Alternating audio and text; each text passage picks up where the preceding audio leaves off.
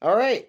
Welcome back to DJ's Chronicles. It is your favorite dysfunctional narrator, and I'm reading Cool Air by H.P. Lovecraft. That's always a fun time.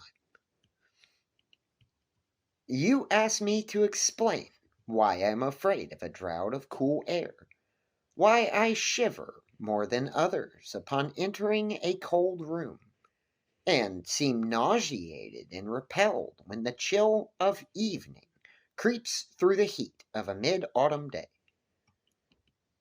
There are those who say I respond to cold as others do to a bad odor. And I am the last to deny the impression.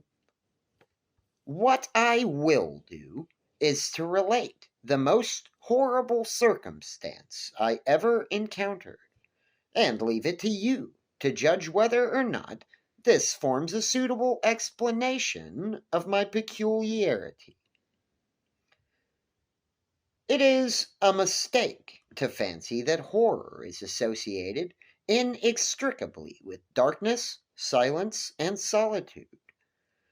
I found it in the glare of mid afternoon, in the clangor of a metropolis, and in the teeming midst of a shabby and commonplace rooming house with a prosaic landlady and two stalwart men by my side. In the spring of 1923, I had secured some dreary and unprofitable magazine work in the city of New York, and being unable to pay any suitable rent, began drifting from one cheap boarding establishment to another in search of a room which might combine the qualities of decent cleanliness, endurable furnishings, and very reasonable price. It soon developed that I had only a choice between two different evils. But after a time, I came upon a house in West 14th Street, which disgusted me much less than the others I had sampled. The place was a 4-story mansion of brown stone, dating apparently from the late 40s, and fitted with hardwood and marbles, whose stained and sullied splendor argued a descent from high levels of tasteful opulence. In the rooms, large and lofty, and decorated with impossible paper and ridiculously ornate stucco cornices, there lingered a depressing mustiness and hint of obscure cookery. But the floors were clean, the linen tolerably regular, and the hot water not too often cold or turned off, so that I came to regard it as at least a bearable place to hibernate till one might really live again. The landlady, a slatternly, almost bearded Spanish woman named Herrero, did not annoy me with gossip or with criticisms of the late burning electric light in my third-floor front hall room, and my fellow lodgers were as quiet and uncommunicative as one might desire, being mostly Spaniards, a little above the coarsest and crudest grade. Only the din of streetcars in the thoroughfare below proved a serious annoyance. I had been there about 3 weeks when the first odd incident occurred. One evening, at about 8, I heard a spattering on the floor, and became suddenly aware that I had been smelling the pungent odor of ammonia for some time. Looking about, I saw that the ceiling was wet and dripping. the soaking apparently proceeding from a corner on the side toward the street. Anxious to stop the matter at its source, I hastened to the basement to tell the landlady, and was assured by her that the trouble would quickly be set right.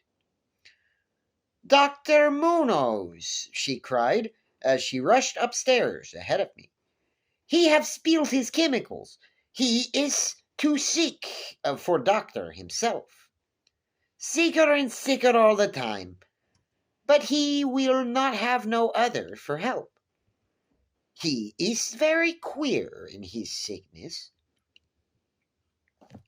All day he take funny smelling baths, and he cannot get excite or warm. All his own homework he do. His little room are full of bottles and machines. And he do not work as doctor, but he was great once.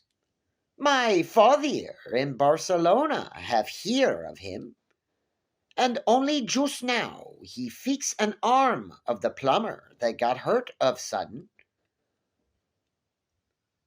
He never go out, only on roof, and my boy Esteban, he bring him his food and laundry and medicines and chemicals. My God, the salmon maniac that man use for keep him cool. Miss Hetero disappeared up the staircase to the fourth floor, and I returned to my room.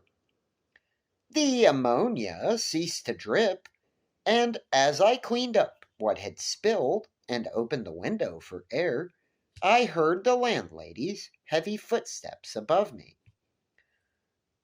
Dr. Munoz I had never heard, save for certain sounds, as of some gasoline-driven mechanism. Since his step was soft and gentle, I wondered for a moment what the strange affliction of this man might be, and whether his obstinate refusal of outside air were not the result of a rather baseless eccentricity. There is, I reflected tritely, an infinite deal of pathos in the state of an eminent person who has come down in the world. I might never have known Dr. Munoz had it not been for the heart attack that suddenly seized me one afternoon as I sat writing in my room. Physicians had told me of the danger of those spells, and I knew there was no time to be lost. So, remembering what the landlady had said about the invalid's help of the injured workman, I dragged myself upstairs and knocked feebly at the door above mine. My knock was answered in good English by a curious voice some distance to the right, asking my name and business. And these things being stated, there came an opening of the door next to the one I had sought. A rush of cool air greeted me, and though the day was one of the hottest of late June, I shivered as I crossed the threshold into a large apartment, whose rich and tasteful decoration surprised me in this nest of squalor and seediness. A folding couch now filled its diurnal role of sofa, and the mahogany furniture, sumptuous hangings, old paintings, and mellow bookshelves, all bespoke a gentleman's study rather than a boarding-house bedroom. I now saw that the hall-room above mine, the little room of bottles and machines which Miss Herrero had mentioned, was merely the laboratory of the doctor, and that his main living quarters lay in the spacious adjoining room, whose convenient alcoves and large contiguous bathroom permitted him to hide all dressers and obtrusive utilitarian devices. Dr. Munoz most certainly was a man of birth, cultivation, and discrimination. The figure before me was short but exquisitely proportioned and clad in somewhat formal dress of perfect cut and fit. A high-bred face of masterful, though not arrogant expression, was adorned by a short, iron-gray full beard, and an old-fashioned pince-nez shielded the full dark eyes and surmounted an aquiline nose, which gave a Moorish touch to a physiognomy otherwise dominantly Celtiberian. It was a group of Celts. Thick, well-trimmed hair that argued the punctual calls of a barber was parted gracefully above a high forehead, and the whole picture was one of striking intelligence and superior blood and breeding. That's a lie. Nevertheless, as I saw Dr. Munoz in that blast of cool air, I felt a repugnance which nothing in his aspect could justify. Only his lividly...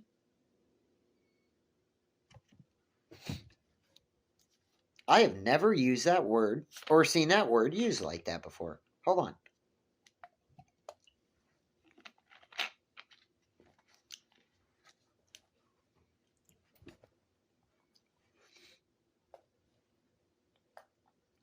Only his lividly inclined complexion and coldness of touch could have afforded a physical basis for this feeling. And even these things should have been excusable considering the man's known invalidism. What does that even mean? Invalidism. Is he calling him stupid like I would assume? Or does it mean something else? Hold on, give me a few seconds. I'm crazy.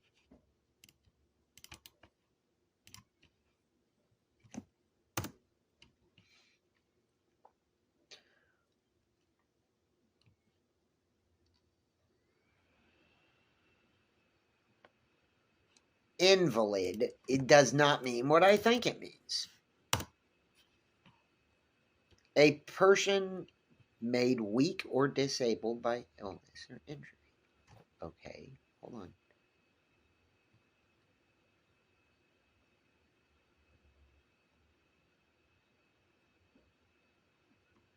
But that's not the use of it. He used that word wrong. I swear he did. The state of being an invalid, especially by reason of ill health. A state of being abnormally preoccupied with one's physical health. Because he's a doctor. So he's an invalid because he's a doctor? What? Okay then. Anyway, that's fun. Dang it. Man, this is so hard. I broke my tripod.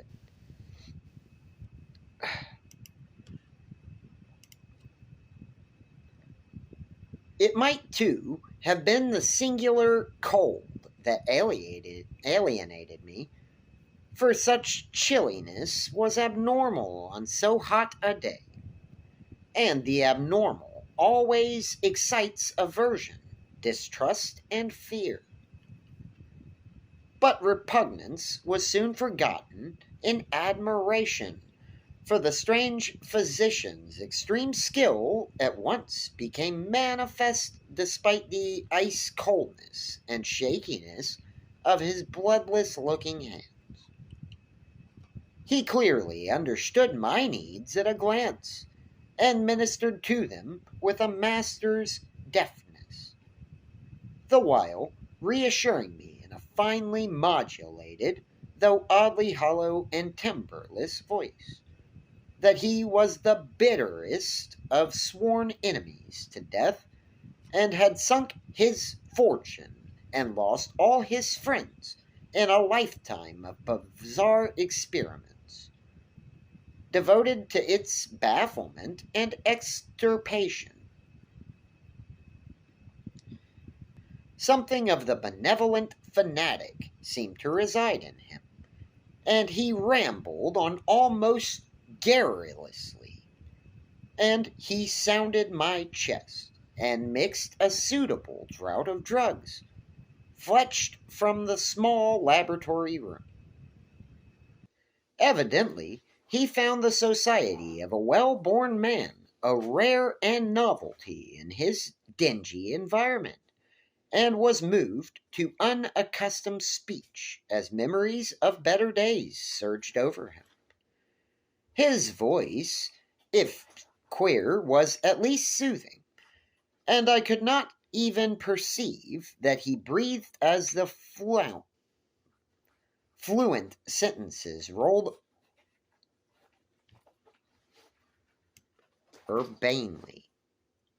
Hold on one second. I'm so bad at this.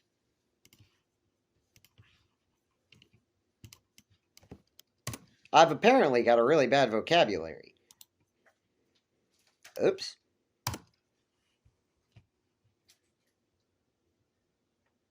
Why is it even spelled like that? Is urbanely. In a way that is urbane. So confident, relaxed, and polite. Okay. That took me a second because I was like, Anyway.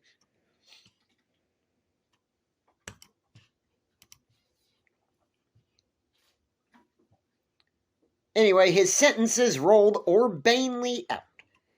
He sought to distract my mind from my own seizure by speaking of his theories and experiments.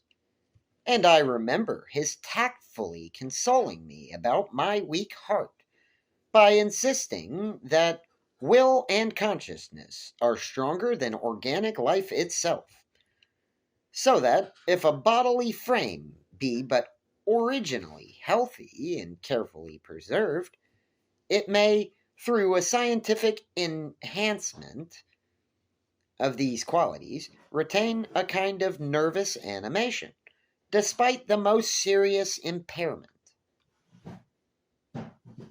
defects, or even absences in the battery of specific organs.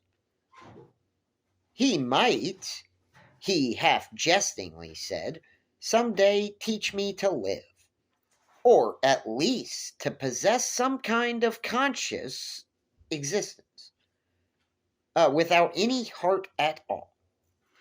Huh. The original Dr. Frankenstein. For his part, he was afflicted with a complication of maladies requiring a very exact regimen, which included constant cold. Any marked rise in temperature might, if prolonged, affect him fatally, and the frigidity of his habitation, some 55 or 56 degrees Fahrenheit, was maintained by an absorption system of ammonia cooling, the gasoline engine of whose pumps I had often heard in my own room below. Relieved of my seizure in a oh, in a marvelously short while, I left the shivery place, a disciple and devotee of the gifted recluse. After that, I paid him frequent overcoated calls, listening while he told of secret researches and almost ghastly results, and trembling a bit when I examined the unconventional and astonishingly ancient volumes on his shelves. I was eventually, I may add, almost cursed of my disease for all time by his skillful ministrations. It seemed that he did not scorn the incantations of the medievalists, since he believed these cryptic formulae to contain rare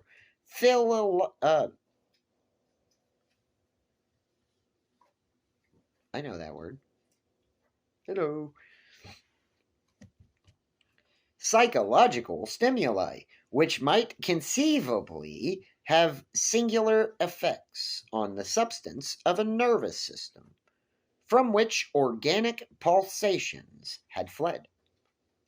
I was touched by his account of the aged Dr. Torres of Valencia, who had shared his oh, his earlier experiments with him through the great illness of 18 years old. What? Okay. From the great illness of 18 years before, whence his present disorders proceeded. No sooner had the venerable practitioner saved his colleagues than he himself succumbed to the grim enemy he had fought. Perhaps the strain had been too great, for Dr. Munoz made it whisperingly clear, though not in detail, that the methods of healing had been most extraordinary, involving scenes and processes not welcomed by elderly and conservative Galens. As the weeks passed, I observed with regret that my new friend was indeed slowly but unmistakably losing ground physically, as Mrs. Herrero had suggested. The livid aspect of his countenance was intensified. His voice became more hollow and indistinct. His muscular motions were less perfectly coordinated, and his mind and will displayed less resilience and initiative.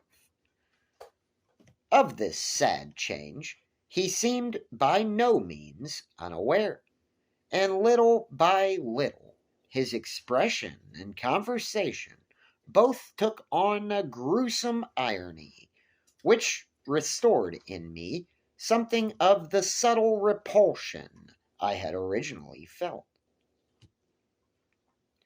He developed strange caprices, acquiring a fondness for exotic species of Egyptian incense, till his room smelled like the vault of a sepulchred pharaoh in the Valley of the Kings.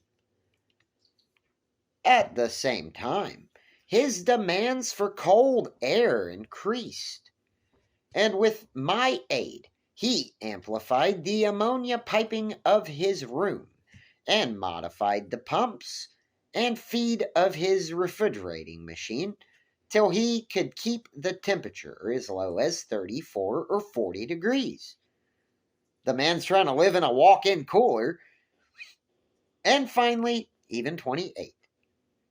The bathroom and laboratory, of course, being less chilled in order that water might not freeze and that chemical processes might not be impeded.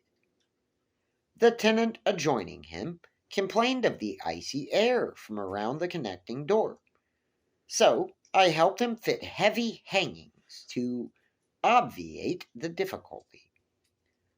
A kind of growing horror of outre and morbid cast seemed to possess him. He talked of death incessantly, but laughed hollowly when he said oh, when such things as burial or funeral arrangements were gently suggested.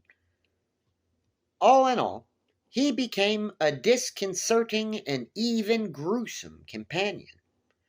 Yet In my gratitude for his healing, I could not well abandon him to the strangers around him, and was careful to dust his room and attend to his needs every day. Muffled in a heavy ulster which I bought especially for the purpose, I likewise did much of his shopping, and gasped in bafflement at some of the chemicals he ordered from druggists and laboratory supply houses. An increasing and unexplained atmosphere of panic seemed to rise around his apartment. The whole house, as I have said, had a musty odor, but the smell in his room was worse. And in spite of all the spices and incense and the pungent chemicals of the now incessant baths which he insisted on taking unaided, I perceived that it must be connected with his ailment, and shuddered when I reflected on what that ailment might be. Mrs. Herrero crossed herself when she looked at him, and gave him up unreservedly to me, not even letting her son Esteban continue to run errands for him. When I suggested other physicians, the sufferer would fly into as much of a rage as he seemed to dare to entertain. He evidently feared the physical effect of violent emotion, yet his will and driving force waxed rather than waned, and he refused to be confined to his bed. The lassitude of his earlier ill days gave place to a return of his fiery purpose, so that he seemed about to hurl defiance at the death demon, even as that ancient enemy seized him. The oh, the pretense of eating, always curiously like a formality with him, he virtually abandoned, and mental power alone appeared to keep him from total collapse. He acquired a habit of writing long documents of some sort, which he carefully sealed and filled with injunctions that I transmit them after his death to certain persons whom he named. For the most part, lettered East Indians, but including a once celebrated French physician, now generally thought dead, and about whom the most inconceivable things had been whispered. As it happened, I burned all these papers, undelivered and unopened. His aspect and voice became utterly frightful, and his presence almost unbearable.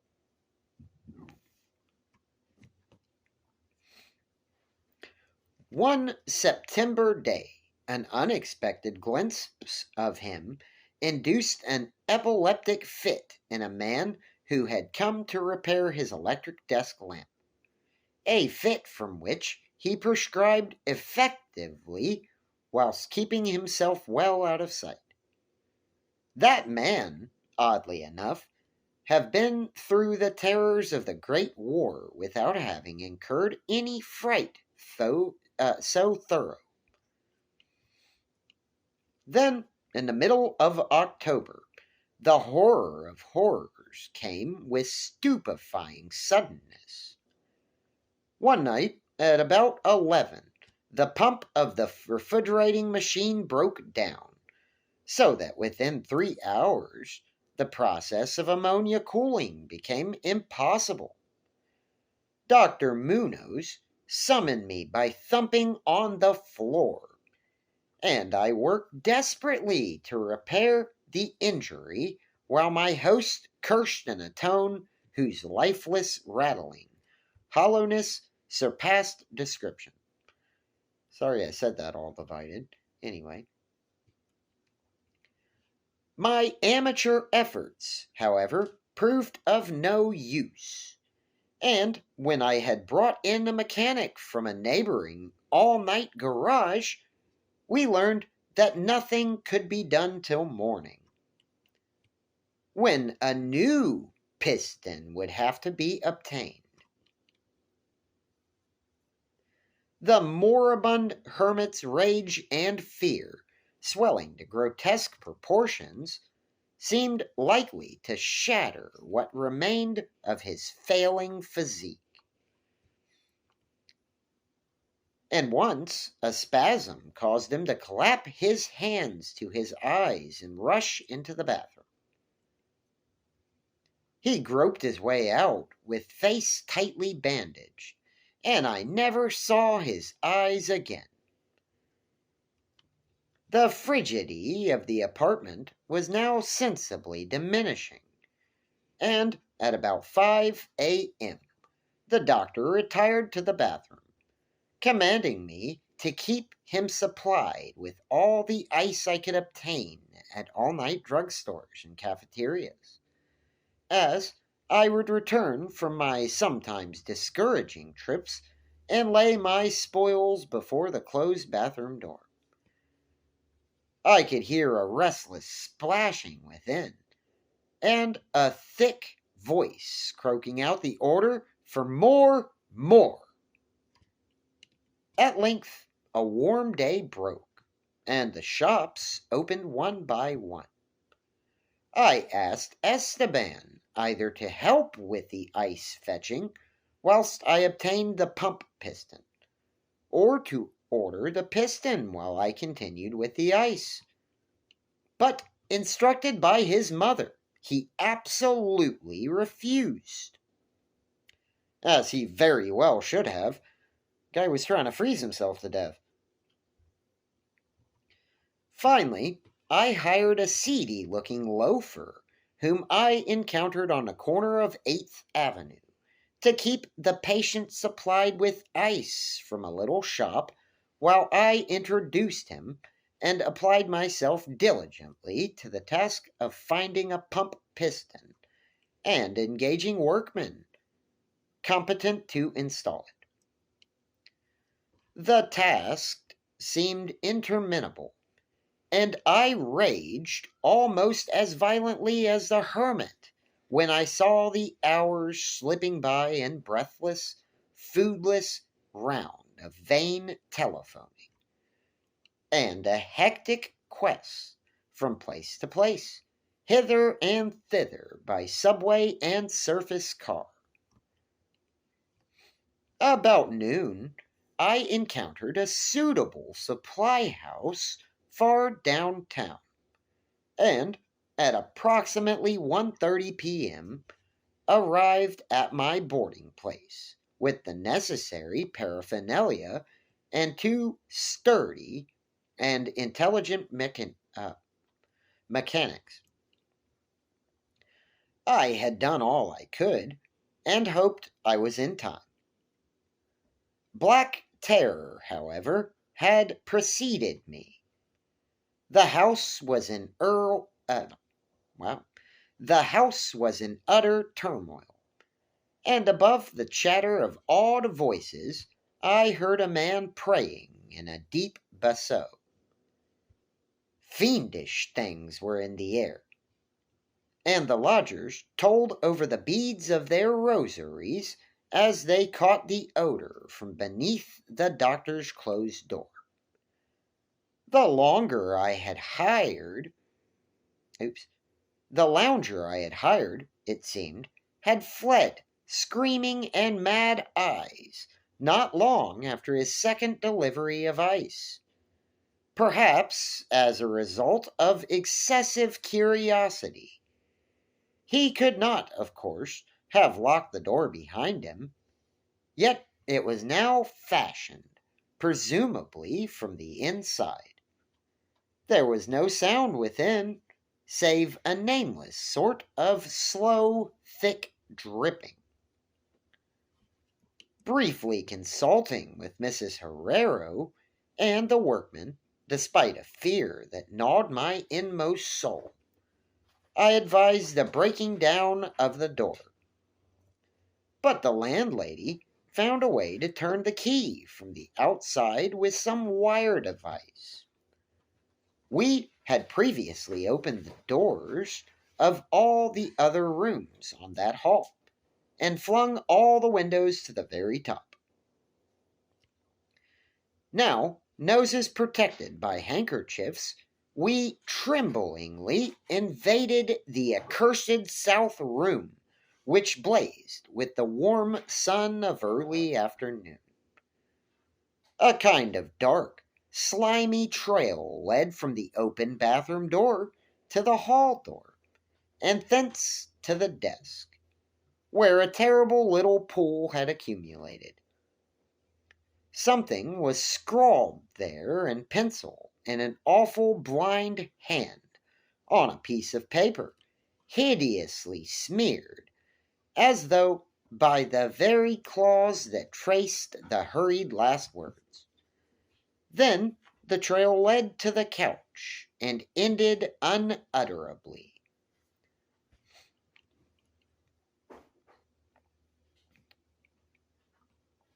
What was or had been on the couch, I cannot and dare not say here. But this is what I shiveringly puzzled out on the stickily smeared paper before I drew a match and burned it to a crisp. What I puzzled out in terror as the landlady and two mechanics rushed frantically from that hellish place to babble their incoherent stories to the nearest police station. The nauseous words seemed well nigh incredible in that yellow sunlight, with the clatter of cars and motor trucks ascending clamorously from crowded 14th Street. Yet I confess that I believed them then. Whether I believe them now, I honestly do not know. There are things about which it is better not to speculate. And all that I can say is that I hate the smell of ammonia and grow faint at a draught of unusually cool air. The end ran that noisome scrawl, "Is here. No more ice." The man looked and ran away.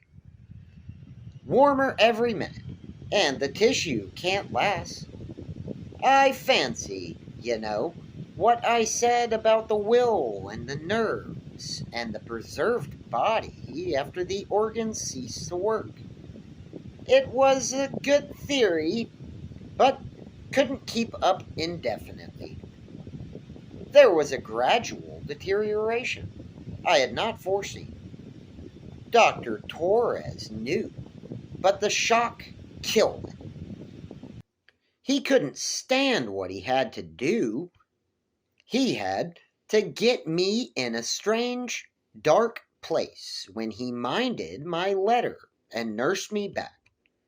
And the organs never would work again. It had to be done my way, artificial preservation. For you see, I died that time 18 years ago. Okay, so that's why he wanted his room so cold. The man was undead. That's the end of the story. That's quite frightening. I hope to see you next time, and I'll be back on Wednesday. Bye.